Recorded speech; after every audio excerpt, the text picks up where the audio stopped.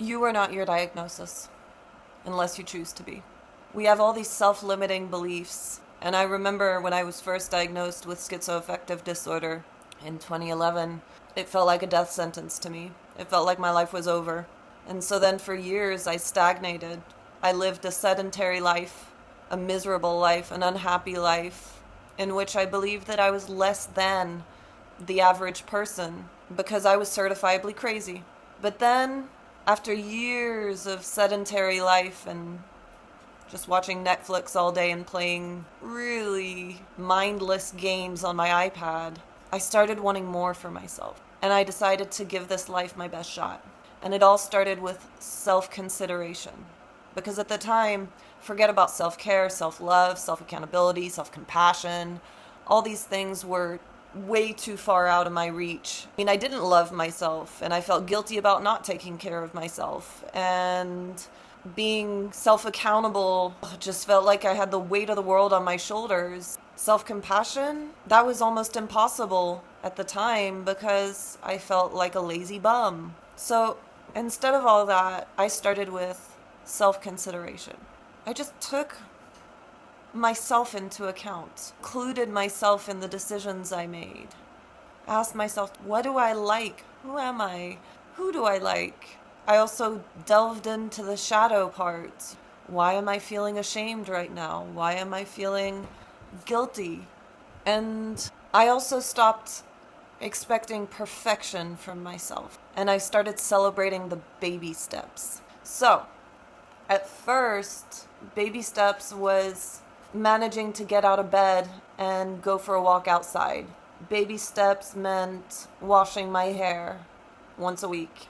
Baby steps meant doing the best I could on any given day. That self-consideration turned into self-motivation, which turned into self-care, which turned into self-accountability, which turned into self-love. But I had to start at the foundation. And that was the simple act of taking myself into consideration. My wants, my needs, my desires, my dreams, my fears, my shames, my guilts, my embarrassments, my failures, everything. Because so long as I believed that I didn't matter at all, I was stuck. I stayed stuck and stagnant in front of my TV, lonely, miserable.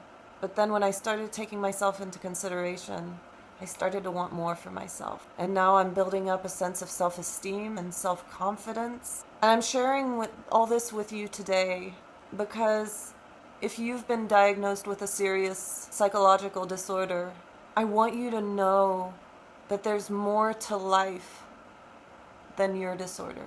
With my schizoaffective disorder, I realized that one thing I struggled with, for example, was emotional regulation.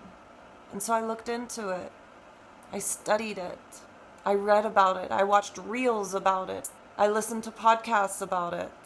How to manage my anxiety. How to manage depressive tendencies that might not be entirely curable, but that you can definitely learn how to manage better so as to alleviate the heaviness of simply being alive.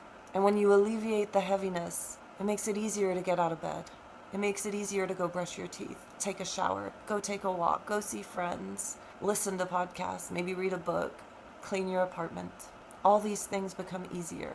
But first, you have to take yourself into consideration, because chances are you're thinking about everyone but yourself, and you're letting the shame of letting everyone down because you don't have the motivation drag you down and keep you down.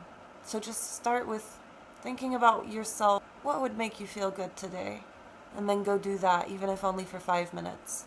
What do you need to do today? Go do that for 5 minutes, because you are not your diagnosis unless you choose to be. Give yourself a chance. Go live your best life. Go do the work. It's worth it. Love to all.